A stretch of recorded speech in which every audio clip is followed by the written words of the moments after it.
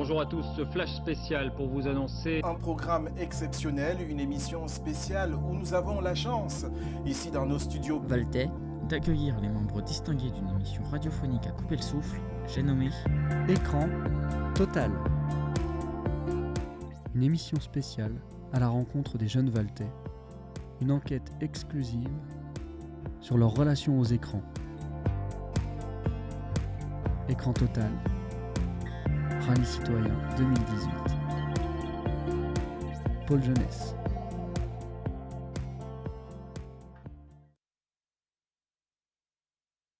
Bonjour à toutes et à tous. Donc on est aujourd'hui le mardi 14 janvier 2020 et je suis au collège Pierre Abélard dans la salle du FSE avec un certain nombre de jeunes gens que je vais laisser se présenter tout de suite après pour la deuxième séance de notre atelier citoyen qui débute en 2020.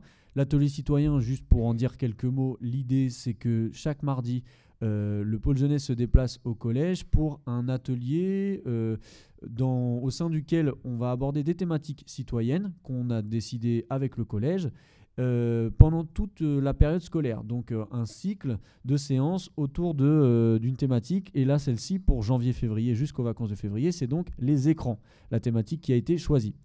On a fait la semaine dernière, le 7 janvier, une première séance sous la forme d'un World Café où l'idée était de réfléchir aux différents points de vue qu'on peut avoir sur les écrans, aussi bien en tant que jeune, en tant que parent, en tant qu'établissement scolaire, en tant que professionnel, etc.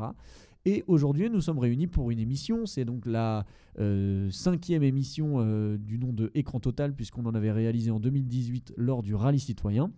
Et aujourd'hui, on revient avec ce même concept d'écran total pour un atelier radiophonique de sensibilisation autour des écrans et notamment la question des écrans et de la jeunesse. Donc, je vais laisser se présenter mes jeunes chroniqueurs en herbe du jour qui vont participer à l'émission avec moi. Donc, moi, c'était Pierre du pôle jeunesse et qui veut prendre on va commencer dans ce sens-là et pour revenir à moi. Donc, je te laisse te présenter. Alors. Excuse-moi, je n'avais pas allumé ton micro. Je te laisse te présenter, vas-y. Bonjour, moi je m'appelle Ferdinand. Ok. Et t'as quel âge, Ferdinand? Excuse-moi. J'ai 12 ans. T'es en quelle classe? En 5e. Ok. Et donc? Bonjour, moi je m'appelle Alix, j'ai 13 ans et je suis en 4e. Moi c'est Oscar, j'ai 12 ans et je suis en 5e. Moi c'est Loïc, j'ai 12 ans et je suis en 5e. Moi c'est Esteban et je suis en 5e 5. Moi, c'est Suliane, j'ai 11 ans, le 7 janvier, j'ai 12 ans, et puis bonjour. Bonjour, moi c'est Malone, j'ai 12 ans et je suis en 5e 5. Ok. Parlez bien, encore une fois, en face du micro. Pas trop debout, parce que sinon on capte pas bien. Ok. Donc, on est aujourd'hui, comme je vous le disais en présentation, là pour parler des écrans.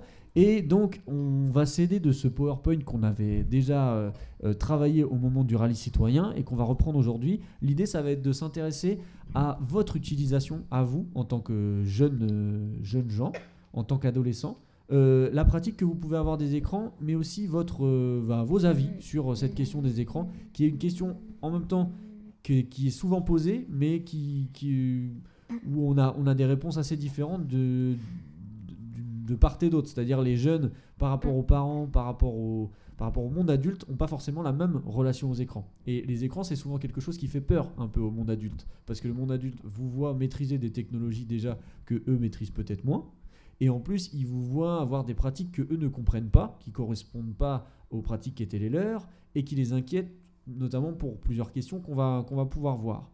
Ok. Et du coup, donc, on va commencer avec la première slide. D'après vous, donc les écrans présents partout, mais c'est quoi au juste? Est-ce que vous pouvez me lister tout ce à quoi vous pensez quand on parle des écrans? Allez-y, faites-le avec le micro. Les téléphones. Ok, les téléphones, quelqu'un d'autre? Les télés. Les télés. Les ordinateurs. Ok. Les tablettes. Tablettes, ouais. Les consoles. Les consoles. T'as une autre idée, non? Oui. Le cinéma. Le cinéma, ouais, ok. Les prises. Les prises. Prises, comment ça? Les prises. Les prises d'électricité? Oui. En quoi elles ont des écrans, les prises? Bah. Ok. Enfin, voilà, quoi. Ouais, une autre idée, ouais. Bah, tout ce qu'on peut regarder, des films, des vidéos, des photos. D'accord, mais est-ce que vous avez... Parce que vous en avez listé pas mal des outils qui permettent de regarder des films, etc. Mais est-ce qu'il y en a d'autres? Oui. Des panneaux d'affichage. Des panneaux d'affichage, oui, c'est vrai qu'il y a Ouais. de plus en plus de panneaux d'affichage en plus qui sont numérisés avec l'idée vraiment d'un écran qui passe des images et non pas une image fixe, en fait une affiche. Ok. Qu'est-ce qu'il y a? Un vidéoprojecteur. Un Ok. vidéoprojecteur. pour, Mais le vidéoprojecteur, en soi, il... bah, oui, il oui, non, produit mais... des écrans. Enfin, c'est-à-dire, on a besoin de projeter sur un écran, c'est vrai. Ok. Du coup, ben, là, vous avez parlé de la télévision.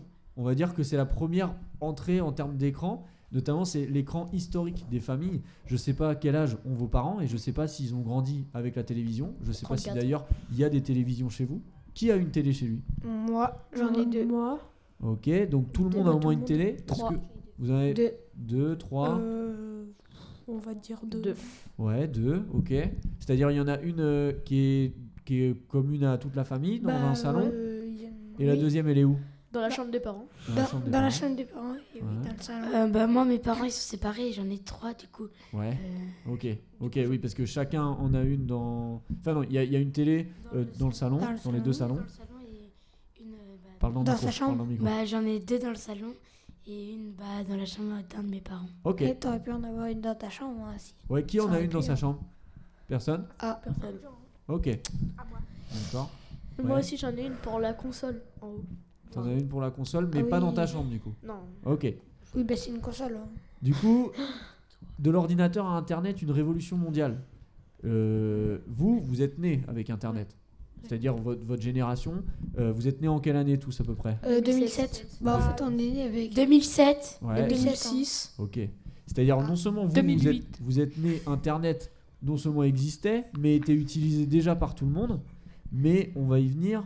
Le téléphone mobile, la naissance d'un objet fétiche, le téléphone mobile, pareil, tout le monde avait déjà un portable quand vous êtes né. Non.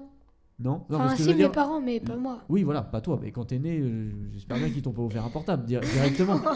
Mais- Non, mais. Non, mais ce que je veux dire, c'est que je sais pas si, encore une fois, je sais pas quel âge exactement ont vos parents, mais si vous leur en parlez, eux, ils avaient certainement une télé quand ils ont grandi, mais ils n'avaient pas forcément ni d'ordinateur. Ouais. S'ils avaient un ordinateur, peut-être qu'au début, il n'y avait pas Internet directement en fait sur cet ordinateur. Il y avait, moi, je sais que quand j'ai grandi, j'ai vu l'arrivée des box Internet, des premières box avec l'ADSL, etc. Enfin voilà.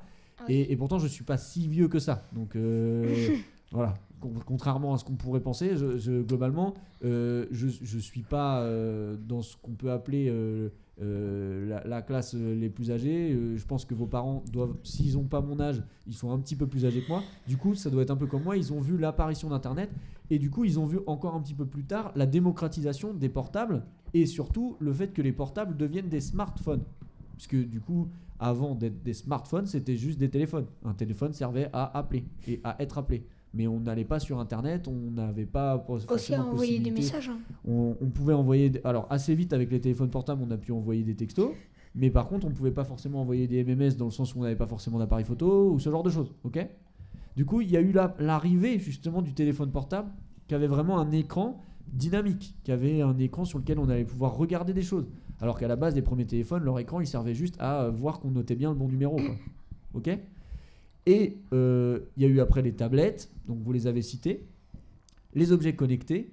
Donc ça, vous les avez peut-être pas cités, c'est peut-être les seuls que vous avez un peu oubliés, parce qu'en plus vous m'avez parlé des consoles, vous m'avez parlé de pas mal de choses, mais les montres connectées, ces genres de choses sont des écrans aussi, dans le sens où c'est des appareils où l'écran, à la base, encore une fois, une montre, c'était juste fait pour nous donner l'heure. Maintenant, avec notre montre, on peut pianoter, on peut appeler quelqu'un, il y a plein de choses qu'on peut faire via cet écran. Alors, c'est pas forcément l'écran sur lequel on va passer plus de temps pour le regarder, mais n'empêche que c'est un écran de plus.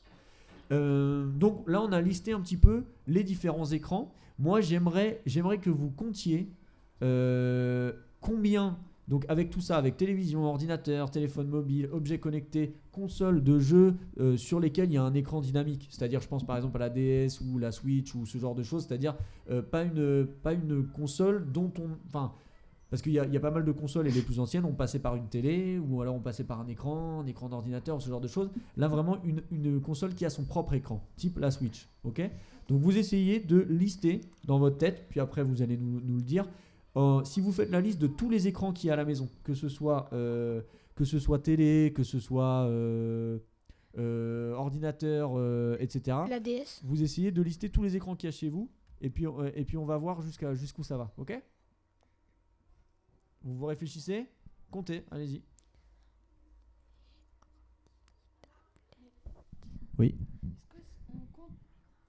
Parle dans le micro, s'il te plaît, parce que sinon on ne t'entendra pas. Est-ce qu'on compte tous les écrans, par exemple, pas tous les écrans, mais par exemple si on a la PS1, PS2, PS3, PS4. Alors la PS1 c'est un bon exemple où elle n'a pas d'écran en soi, tu vois, c'est juste une console. Donc par contre, tu vas pouvoir avoir plein de consoles mais qui vont utiliser un seul écran. Donc compte les écrans vraiment, c'est-à-dire les trucs sur lesquels tu vas voir le jeu, pas ta console. Par contre, si tu as une DS plus une Switch plus c'est des consoles qui ont des écrans. Tu vois ce que je veux dire ? Tu vois la différence ? Alors du coup, qui sait déjà ? Vas-y. Bah moi j'en ai compté 5. 5, du coup vas-y, il y a quoi ? La console avec l'écran, les DS, la télé, l'ordinateur, le portable. Ok. Les autres ? 14. 14, waouh. Alors là-dedans, il y a quoi en plusieurs fois ? Parce que du coup, j'imagine qu'on retrouve un peu... Plusieurs téléphones, plusieurs tablettes, plusieurs montres connectées, plusieurs ordinateurs. Ok. Ah, tu parles un petit peu trop loin, Alix, du micro. Ok. Ouais. Ok, très bien. Les autres ? Moi, à peu près une dizaine. Ok, une dizaine. J'ai à peu près 3 télés, 2 ordinateurs, une DS, 3 portables. Enfin, ouais. Et je crois que c'est tout. Si, une tablette aussi, je crois que j'ai déjà dit, mais... Voilà. Ok. Moi j'en ai 13. 13, ok. Ok. Ouais. Moi j'ai compté, j'en ai environ 6-7. Ok. Il y a la télé, il y a la console avec l'écran, il y a... après je passe du temps sur les ordis de mes parents. Donc ça fait 2. Ensuite, il y a la tablette, la DS. Et je crois que c'est tout. Ok. Et ouais, vas-y Manon. Et moi j'en ai à peu près 5. J'ai à peu près tout. J'ai la DS, j'ai l'ordi, j'ai le portable, j'ai la télé, j'ai la PS2, j'ai la Wii, puis voilà. Ouais. Alors pareil, PS2, Wii, etc. Ce sont des consoles qui ont besoin d'un écran, mais qui n'ont pas d'écran intégré. La PS2, tu la branches à un écran, mais la PS2, elle a un écran intégré. PS2. Non. Voilà. Du coup, moi, ce qui m'intéresse aussi par rapport à ça, c'est vous avez listé un petit peu tous les écrans qu'il y a, mais est-ce que vous seriez capable de me dire combien de temps sur une journée, on va dire... alors, on va faire une journée en semaine et une journée en week-end. Combien de temps vous passez sur un écran ? Moi, en semaine, je passe à peu près 3h30. En semaine, 3h30 sur une journée lambda, genre type aujourd'hui. Donc un mardi. Sauf le mercredi. Sauf le mercredi parce que tu passes plus de temps ? Parce que t'es plus chez ça toi. dépend quand j'ai rien à faire.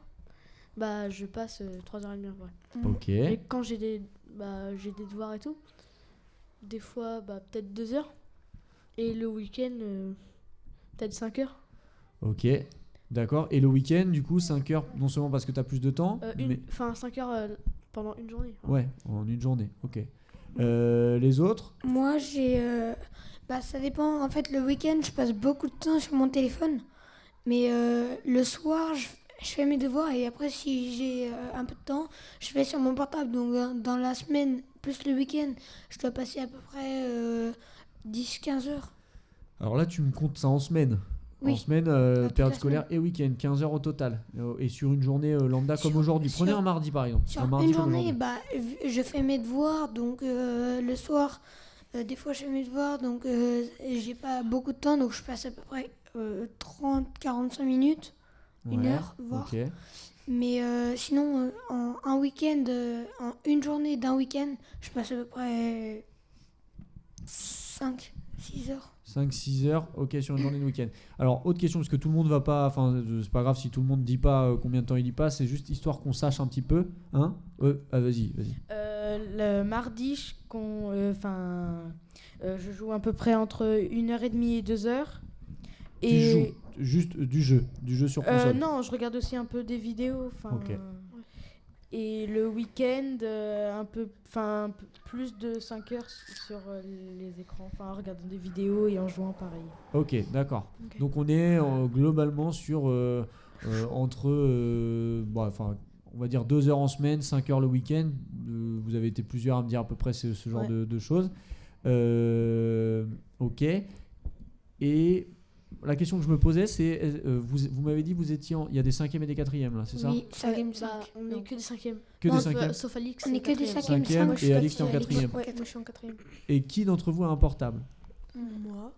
Ok, donc là sur un échantillon de 7, on en a 4. Ouais. Ok. Non, moi, tous les portables que vous avez, ce sont tous des smartphones? Ouais. Ok. Oui. Vous avez un accès à Internet dessus? Oui. Ok. Et est-ce que vous utilisez votre portable pour aller sur Internet? Oui. Oui. Et est-ce que cet accès est réglementé par vos parents? Oui. Non. Oui. Non. Enfin, ça dépend. Ça dépend, ouais. Oui. Des fois, on peut aller rechercher des trucs tout seul, voir comment ça s'appelle, machin. Ouais. Sinon, c'est sur autorisation des parents. Ok, mais si vos portables vous les avez avec vous, comment vos parents font pour vous réguler en disant Contrôle parental. Contrôle parental, donc ils ont paramétré votre accès à Internet avec un contrôle parental. Ouais. Ok. Moi, le soir déjà, à partir d'une certaine heure, ils me disent, ils le reprennent quoi. D'accord, ok. Ouais. C'est aussi ça que je me demandais, c'est votre portable, vous ne l'avez pas tout le temps. Vos parents à des nuit, moments le reprennent. Pas le soir. Moi, c'est Enfin, plutôt pas la nuit. contrôle parental où juste des fois on regarde et des fois elle nous appelle et on arrête, mais sinon c'est... Ok, d'accord. Et au collège, du coup, vous n'êtes pas censé l'utiliser. Votre portable, vous en faites quoi, du coup? Dans le sac éteint. On est censé... En fait, il y en a qui ne l'éteignent pas, mais ils le mettent sur vibreur. Ouais. Mais même normalement, il n'y a pas le droit même de le laisser en vibreur. Mais même sur vibreur, tu peux l'entendre, du coup, tu peux te le faire choper. Ouais. Et du coup, au-delà de temps en temps se le faire confisquer, etc., étant donné que vous n'en avez pas l'utilisation au collège, pourquoi vous l'emmenez quand même au collège? Le soir quand on rentre des fois. Pour le car. On rentre, mais... Ouais, mais pourquoi vous l'emmenez quand même au collège dans ces cas-là? Le soir quand on rentre à pied par exemple, Ah, ok. si on a un problème... C'est pour des questions d'organisation, de sécurité, comme ça vos parents ils peuvent vous joindre. Quand il y a des activités après. Okay. Moi je l'emmène pas parce que maman elle a trop peur. Ouais. On se les fasse voler ou on se fasse casser le casier, donc ok. elle a pas trop envie. Non mais c'est vrai que ça coûte cher. Le téléphone c'est quand même un objet de valeur et c'est un objet qui beaucoup plus régulièrement que les consoles qui sont chez vous, etc. bien gardées, ils peuvent se casser, ils peuvent être volés, etc. Donc ok. Oui, tu voulais dire? Moi j'en ai pas, mais si jamais je devais en avoir un, c'est plus pour le car, si jamais je le rate ou si jamais, comme il a dit Alix, si j'ai des activités après. Voilà. Ok. Ouais, mais si tu le rates, tu peux appeler au collège. Oui, mais c'est mieux d'avoir un portable sur soi quand même. Ok. Alors, on va se poser une question, une autre question, et je vais revenir à mon document. Hop. On avait les différents formes d'écran. Et donc, les écrans, est-ce que, d'après vous, c'est forcément négatif? Non. Non, parce que on peut faire autre chose, plutôt de toujours être sur les écrans, parce que les écrans, ça fatigue.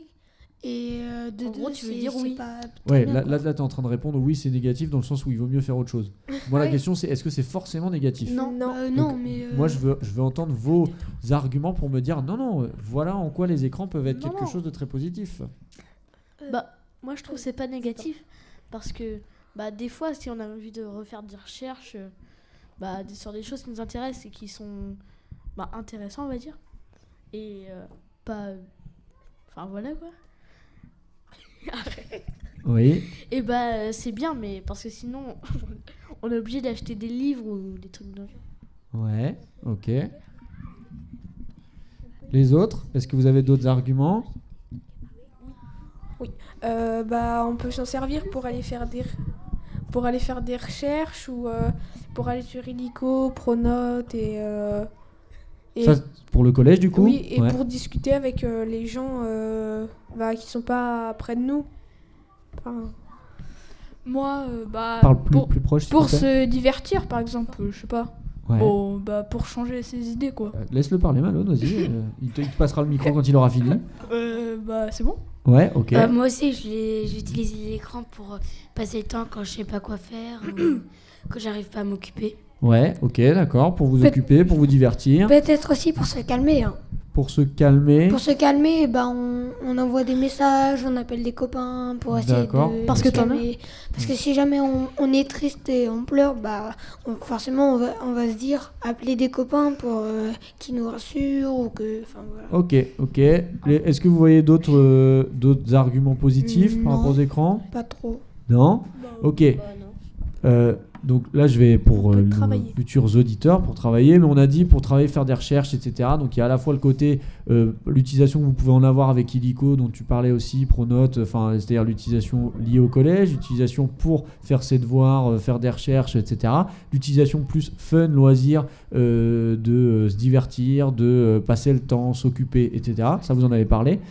Et du coup, par rapport à l'idée d'écran forcément négatif, parce que les écrans sont souvent diabolisés. Donc Serge Tisseron, qu'on va écouter juste après, dit cette phrase: « Ce ne sont pas les écrans qui sont toxiques, mais leur mauvais usage. Les supprimer de nos vies serait aussi illusoire qu'inutile. L'enjeu n'est pas tant de les éviter que de savoir distinguer le bon du mauvais usage. À quel moment l'utilisation des écrans peut-elle devenir un problème? Peut-on aller jusqu'à parler d'une addiction, similaire à la dépendance ou aux drogues? Ces questions sont au cœur du débat public. Le caractère relativement récent du phénomène, le manque de recul et l'absence de consensus scientifique invite toutefois à la prudence. » Et donc, cette campagne, donc Serge Tisseron, c'est l'auteur de cette campagne dont vous avez peut-être déjà entendu parler, et c'est les affiches dont je parlais tout à l'heure. Je ne sais pas si vous les avez déjà vues. C'est la campagne 3, 6, 9, 12. L'idée que les écrans n'ont pas tous les mauvais usages liés aux écrans sont liés surtout à des histoires de maturité et d'avancer dans la vie. C'est-à-dire on va pas préconiser la même utilisation des écrans et notamment la même prévention vis-à-vis des dangers liés aux écrans pour un enfant qui a 3 ans, un enfant qui a 6 ans, un enfant qui a 9 ans ou un enfant qui a 12 ans et plus. En l'occurrence, maintenant, vous êtes en 5e, vous devez approcher donc les 12 ans ou déjà les avoir. Vous allez pouvoir faire plus de choses que quand vous aviez 6 ou 9 ans vis-à-vis des écrans. C'est-à-dire là, les téléphones dont vous me parliez, vous les avez depuis votre entrée au collège? Oui, Non. moi ça fait. Non. Enfin, moi c'était. Oui, je l'ai eu un petit peu plus tôt avant la rentrée du collège, de Ok. 6e. Ok. Qui l'a eu alors qu'il était encore à l'école primaire? Il y avait des iPods. Ok. Enfin, Et avec les iPods, tu pouvais appeler? non, mais on pouvait envoyer des messages et faire du fast time. Ah ok, d'accord. C'est quoi du FaceTime? Le FaceTime, en fait, tu peux appeler des gens en fait en Un peu comme en vidéo? En vidéo, tu veux mettre. Comme tout à fait- WhatsApp? Oui, voilà. Ouais. Ok. Ok. Et donc qui les a eus en 6e? Moi. Ouais. Et il y en a où c'est très très récent, en 5e ou... Moi j'en ai Ouais, jamais eu, je Alix? sais pas ce que. Je l'ai eu pendant les vacances d'été. Vacances d'été, là, de l'été dernier, donc Ouais. ton passage en 4e? Oui. C'est ça? Ok, très bien. Mais du coup, l'idée, c'est que il y a apprivoiser les écrans et grandir, c'est en grandissant qu'on peut apprivoiser les écrans et notamment apprendre à bien s'en servir. Et l'idée, c'est que Serge Tisseron, là qu'on va écouter, il ne prône pas du tout le fait d'éviter les écrans, comme il le dit, mais au contraire d'apprendre à mieux les utiliser, aussi bien pour les jeunes que pour leurs parents. Du coup, on va écouter, tu peux baisser la main, on va écouter Serge Tisseron, et puis après, je te laisserai réagir, ok? Donc, monsieur Serge Tisseron. Pourquoi j'ai imaginé cette règle 3, 6, 9, 12? Parce que, pour faire comprendre deux choses. D'abord, c'est qu'il faut que les écrans soient un débat public. Beaucoup de gens sont tout seuls devant leur poste, ou leur enfant est tout seul, et ils ne voient pas comment faire, mais ils n'ont même pas souvent le courage de faire quelque chose. Ça nous arrive à tous. On se dit, tiens, je vais regarder telle chose, ou je vais jouer un petit peu à un jeu vidéo, on allume la télé, on allume l'ordinateur, 2 heures après, on y est toujours. Donc, chacun, devant son ordinateur, on est seul, et les gens en parlent peu, finalement, des médias, de la télévision, d'Internet, et il faut créer un débat public. Donc, les affiches, elles sont faites pour être mises dans tous les lieux publics, pour que les gens en parlent. Les affiches, elles ne sont pas faites pour que les gens viennent avec un petit carnet pour copier les conseils de M. Tisseron. Elles sont faites pour que les gens se mettent à plusieurs devant et discutent. M. Tisseron, il ne doit pas avoir d'enfant pour dire des choses pareilles, voilà. Ou alors, ben non, au contraire, il a raison, et les gens discutent. Il n'y a pas de meilleure personne pour informer les parents que des parents qui ont déjà réfléchi, qui ont déjà mis des mots sur la situation. Donc ça, c'est vraiment important de créer un débat public. Puis l'autre chose aussi, l'autre objet de cette campagne 36912, c'est de faire comprendre aux parents, aux éducateurs, que bien sûr, les écrans, c'est dangereux. Il faut apprendre à l'enfant à s'autoprotéger, à s'autoguider. On ne jette pas un enfant dans la mer sans qu'il ait appris à nager. On ne jette pas un enfant dans Internet sans lui avoir appris à l'utiliser.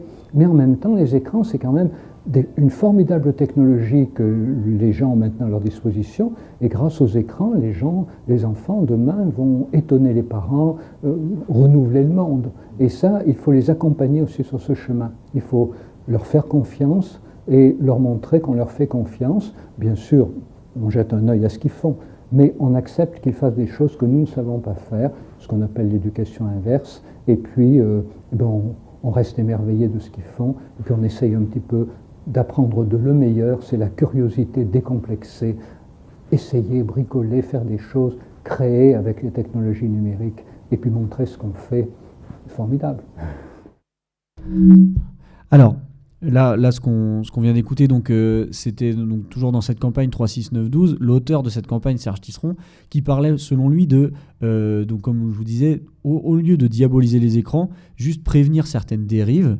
On va revenir sur l'usage excessif lié aux écrans, mais en tout cas, lui défend clairement l'idée que les écrans sont des outils actuels, des outils d'ailleurs, comme on l'a dit en début d'émission, vous êtes né avec, vous avez grandi avec, votre génération est la première à avoir grandi avec toujours ces outils, aussi bien les différents écrans qu'il y avait à la maison, mais l'accès à Internet, et l'idée que aussi bien les réseaux sociaux que les jeux vidéo peuvent être des outils intéressants, et que vous avez appris à manier beaucoup mieux sans doute que vos parents, et que donc ces outils peuvent être des outils bénéfiques. On va revenir sur en quoi ils peuvent présenter des atouts, mais par contre qu'il y a aussi des dérives qui y sont liées auxquelles il faut faire attention.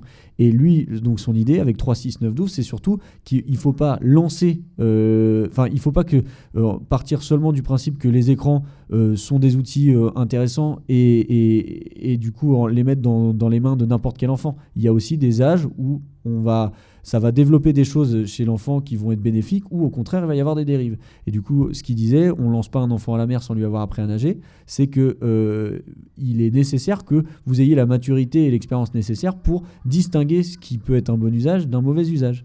Et c'est pour ça que les enfants trop jeunes, les mettre directement devant certains écrans, ça ne va pas leur être bénéfique, parce qu'ils ne vont pas comprendre en quoi ça peut leur être utile. Vous êtes déjà plus en âge de comprendre à quoi peut vous servir un téléphone portable, vous êtes en âge de pouvoir mieux utiliser peut-être les réseaux sociaux, ou vous n'avez peut-être pas encore l'âge, mais en tout cas vous le pourrez quand ce sera votre âge, et etc. Ok ? Est-ce qu'il y en a qui veulent réagir justement à l'extrait qu'on vient d'écouter ?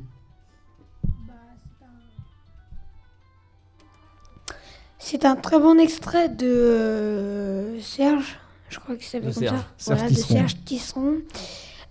Il dit bien pourquoi les enfants sont accrochés aux écrans. Alors, explique-moi ce que tu as compris justement. En gros, j'ai compris que là, il a parlé des enfants qui étaient accrochés aux écrans, que les enfants s'attachaient au téléphone, aux tablettes, plusieurs trucs. Ouais, et ce qu'il en disait, c'était que...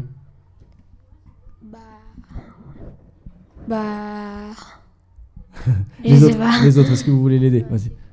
Alors. C'est que si on est trop petit pour...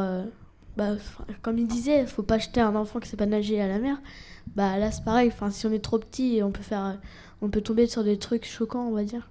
Voilà. Alors, il y a le fait que d'être confronté à des contenus qui peuvent être inappropriés, mais il y a aussi, on n'aura pas le temps de tout voir, mais il y a aussi l'idée que dans les mauvais usages des écrans, pour parler d'usage excessif, ça peut mener, une mauvaise utilisation des écrans, ça peut mener par exemple à différents comportements, comme des comportements exclusifs. Les écrans deviennent le principal centre d'intérêt de la personne qui ne vit que pour eux au détriment de tout le reste, sa vie privée, etc. Le fait de s'isoler à travers la pratique des écrans, c'est souvent les jeux vidéo qui sont pointés du doigt par rapport à ça. Les jeux vidéo qui, on peut jouer à un jeu pendant 4 heures sans se rendre compte qu'on y a passé 4 heures. Pour nous, on y a passé 5 minutes. Et du coup, le fait de passer trop de temps devant un écran, du coup, c'est du temps qu'on ne passe pas dehors, debout, en train de dialoguer, d'être en face des personnes, etc. Et donc, ça peut créer de l'isolement qui peut avoir un impact sur la santé, etc. Il y a aussi une perte de contrôle avec le côté genre je ne peux plus m'arrêter de jouer, je ne peux plus m'arrêter de passer mon temps au téléphone à répondre à tout le monde, etc. Il y a ce genre d'usages qui peuvent être jugés négatifs parce que excessifs en fait. La pratique des écrans a des conséquences négatives durables au plan social, professionnel et psychologique, ou quand elles génèrent de la souffrance, ce genre de choses, un sentiment de manque ou de malaise. C'est-à-dire si on vous dit allez tu arrêtes maintenant et qu'au final vous étiez tellement à fond dans le jeu que du coup vous n'êtes plus dans de la vie réelle. Ça peut être un usage excessif. Par contre, ce que dit Serge Tisseron dans l'extrait qu'on a écouté, c'est aussi et avant tout que c'est de la même manière que les parents, ce sont des adultes qui ont une expérience un peu plus longue de la vie et des responsabilités vis-à-vis de vous et de votre éducation. Du coup, c'est à eux d'être vigilants par rapport à certaines dérives. Mais par contre, ils n'ont peut-être que cet aspect-là dérive en tête. Mais par contre, vous qui maîtrisez peut-être mieux qu'eux ces outils, vous pouvez le leur présenter. Ils parlent d'apprentissage inverse, où c'est vous qui parlez des écrans à vos parents pour leur expliquer en quoi ils sont intéressants. Les jeux vidéo par exemple, pour en parler rapidement avant que ça se termine, un parfait exemple de conséquences positives, ça peut développer des choses comme l'aptitude à jouer en équipe, la curiosité vis-à-vis des autres en termes de compétences, de savoir, l'altruisme avec le côté aider les autres, réciprocité sociale, capacité d'un sujet à interagir et de maintenir des échanges sociaux mutuels, répondre à une action positive par une autre action positive, ça favorise l'entraide, la coopération, l'acuité visuelle, l'attention au niveau de... Donc c'est-à-dire essayer de mieux comprendre l'idée d'espace et de temps et une meilleure résistance à la distraction, être concentré sur un jeu de la même manière que ça va vous stimuler dans votre capacité à prendre plus rapidement la bonne décision. Ça, c'est des exemples positifs de jeux vidéo dont les parents, par exemple, ne se rendent pas forcément compte. Et quand je dis les parents, c'est le monde adulte dans son ensemble qui va peut-être pas se rendre compte de ça. Par contre, dans les pratiques, notamment toujours par rapport aux jeux vidéo qui peuvent s'avérer plus nocives, dans les usages, on va dire, excessifs, il y a le fait de ne plus distancier le virtuel du réel. C'est-à-dire, on a l'impression que la vie qu'on passe devant les jeux vidéo, c'est la vie réelle, là où on est dans un jeu, dans une sphère qu'on maîtrise avec des boutons, avec des algorithmes, etc. Mais c'est pas la vie réelle, de la même manière que le fait de perdre la notion du temps et la difficulté à se reconnecter au monde réel une fois qu'on sort du jeu, ça c'est des vrais usages qui peuvent être jugés excessifs, négatifs, etc. Le fait d'être confronté à des contenus inappropriés en cas de non-respect des règles et des interdits, donc les PEGI, on en a un petit peu parlé, de la même manière que banaliser des situations violentes, choquantes, hyper sexualisées, voire à caractère pornographique, si on est justement sur des jeux qui ne sont pas forcément appropriés, ou si jamais on traîne sur Internet sur des contenus qui ne sont pas appropriés, ça peut avoir un impact négatif sur vous et sur votre adolescence, etc. Et enfin, le côté désocialisation, repli sur soi, etc. Je ne sais pas si vous avez autour de vous des cas de gens qui passent leur week-end entier devant un écran et qui du coup ne sortent pas, ne voient pas forcément de copains, etc. Mais on en a de plus en plus autour de nous. Et ça, c'est le genre d'usage excessif et négatif auquel il faut faire attention. Ok ? Tous ceux qui lèvent les mains depuis tout à l'heure, c'est pour dire quoi ? C'est par rapport aux jeux vidéo. Ouais, vas-y. Moi, je trouve que les jeux vidéo, ça nous entraîne encore plus dans les écrans. Et du coup, en fait, on voulait passer que 5-10 minutes. Sauf que les jeux vidéo, ils nous entraînent encore plus. Donc, on passe de plus en plus de temps. Donc, normalement, on était censé passer 10-15 minutes. Et au final, on a joué 2-3 heures. Ok. Donc, ouais. Mais aussi, les jeux vidéo, c'est tellement addictif des fois qu'on peut plus s'en passer. Et il y en a, ils font n'importe quoi. À chaque fois, c'est comme une drogue, on va dire. S'ils peuvent pas y jouer, ils pètent un câble du tout. Ouais. Oui. Bah en fait c'est comme le monde de l'e-sport, il y en a ils font de leur travail les jeux vidéo et du coup bah ils jouent presque toute la journée et Ouais. pour après être le plus fort quoi. Ouais. Et ça l'e-sport, justement, c'est quelque chose qui matérialise bien à quel point les écrans et la pratique, par exemple, des jeux vidéo est reconnue avec un vrai savoir-faire. Enfin, il y a des e-sportifs, du coup, qui ont un tel entraînement qu'ils ont même la reconnaissance de sportifs de haut niveau. Parce que, par exemple, leur corps, malgré le fait que ce soit principalement leurs mains et leur vision, c'est ça qui va leur servir à jouer. Et du coup, on m'avait parlé du fait que les gamers les plus connus, etc., leur peur, par exemple, c'est de perdre en réflexe. Et donc, du coup, ils vont s'entraîner de la même manière qu'un sportif. Donc, on a changé aussi de manière de fonctionner vis-à-vis de ça, dans le sens où il y a une vraie reconnaissance, une vraie technicité. Il y a des gens qui sont regardés dans le monde entier pour leur savoir-faire en termes de jeux vidéo. C'est quelque chose que le monde adulte, vos parents, etc., va pas forcément comprendre. Vous, je sais pas ce que vous en pensez. En tout cas, c'est une réalité de notre époque. Par contre, de la même manière que un e-sportif va pouvoir vous présenter encore mieux que je l'ai fait tous les bienfaits que le jeu vidéo et le fait de devenir bon dans les jeux vidéo a pu lui apporter, mais j'espère quand même que les gamers qui passent leur temps devant des écrans se sont renseignés aussi sur les difficultés que ça peut occasionner. Mais comme chez un sportif de haut niveau, qui va être plus sujet aux blessures, qui va avoir fait que ça peut-être de toute sa vie, etc. Et du coup, est-ce que en développant que ça, il va avoir un manque ailleurs, etc. La question, en passant autant de temps devant des écrans, faut se rendre compte à quel point ça vous fait du bien, mais aussi à quel point ça peut être difficile. Tu voulais dire ? Bah, tout à l'heure, Malone, il a dit qu'on passait beaucoup de temps sur les écrans. Et puisqu'on passe beaucoup de temps sur les écrans, bah après, si on est hyper dans le jeu et tout ça, et après un moment, on fait quelque chose de mal, et bah après, on peut rager, on peut s'énerver contre le jeu. Et après, du coup, on peut devenir agressif. Ouais, ok. Bah j'ai entendu, mais je sais pas si ça va se faire, mais qu'ils voulaient en mettre ça, le e-sport, dans les trucs, dans les JO ou trucs comme ça. Discipline olympique ? Ouais, voilà. Et puis Bah écoute, je sais pas, mais les échecs sont pas devenus une... Non, je sais plus. Mais peut-être, on va certainement y venir, ou en tout cas, ça va devenir de plus en plus une vraie réflexion. Oui. Des fois aussi c'est dangereux parce que quand on joue en ligne avec d'autres gens, des fois ils nous menacent et... Ah voilà. D'accord. Dans les interactions avec les autres, ça peut être violent aussi ? Bah oui. Ok. Et puis si tu joues aussi avec des personnes pareilles en ligne, et bah, ils peuvent avoir des données sur toi et sur tout...